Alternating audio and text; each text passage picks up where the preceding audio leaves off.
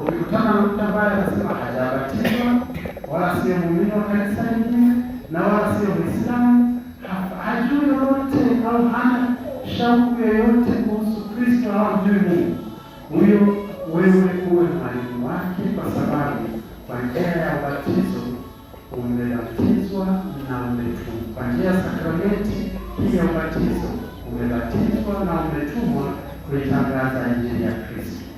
Kila muumini hakikisha kwamba kwenye orodha yake ana watu ambao aliwahamasisha akawaleta kwa Kristo katika kanisa Katoliki. Hakikisha kwamba kuna rafiki ambaye hajamjua Mungu naye amemjua na amekuja kwa Kristo. Na zamani tulipokuwa bado hatujajua, wale wamisionari waliofika mwanzoni walieleza upendo wa Mungu kwa njia ya wakati huu.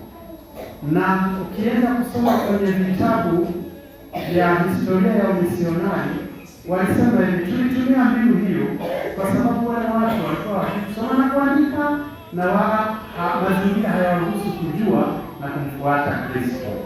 Kwa hiyo walianza kuangalia katika vile vitu wanavyovipenda na ambavyo hawana. Mahitaji ya binadamu yalikuwa chanzo kimojawapo cha kuwavuta watu kwa Kristo.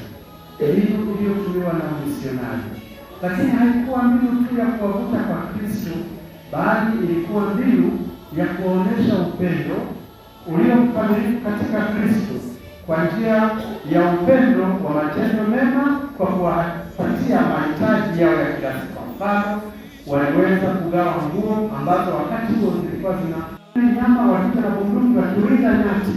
Wanasema hivi, kwa vile watu hawa wanapenda kuwinda nyama, tutumie kitoweo kama sehemu ya kuwavutia.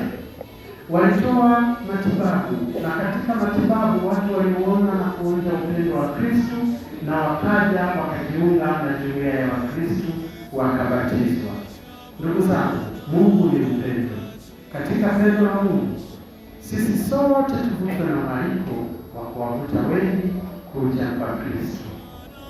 Mungu ni mwema kila wakati. Mungu ni mwema.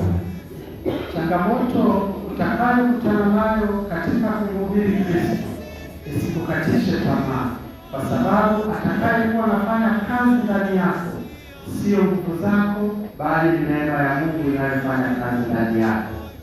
Ukijisikia aina yoyote ya uchovu, kuchoka au kukata tamaa, ujue kwamba pale unategemea nguvu zako. Ni vyema sana kuinua moyo na macho wakati huo, kumwangalia Kristo, kumwomba akujalie nguvu na neema ya kumtegemea yeye. Kumtegemea yeye ni kusudi kama vile wewe ulivyo na heri kwa kuipokea imani hiyo, na mwingine aweze kupokea heri hiyo hiyo kwa kuipokea Kristo aliye mwanga na nuru ya uzima. Huyo tuliyemsikia aliyeponywa upofu katika Injili aliweza kuwafundisha wataalamu wa sheria. Wataalamu wa sheria aliwafundisha juu ya ukweli. Na kwa nini? Kwa sababu pendo la Kristo linatujalia uwezo juu ya uprofesa wote, udaktari wote na shahada za aina zozote za elimu, juu ya heshima zote, juu upendo wa Kristo ni utajiri namba moja.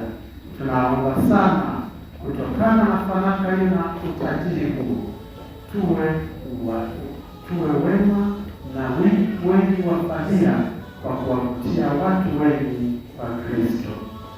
Kila mmoja aweke kama deni yake kwamba kwa kuwa namfahamu ndugu yangu huyu au yule ambaye hajalipokea pendo la Mungu katika mwaka huu wa Jubilei, kwa njia ya utume wangu aweze kumjua Kristo, ampokee na awe na shauku ya kumtumikia kama mimi, kwa lengo la kurithi pamoja na Kristo uzima wa milele. Tumsifu Yesu Kristo. Nyakati hizo shida, kwa nini kujificha?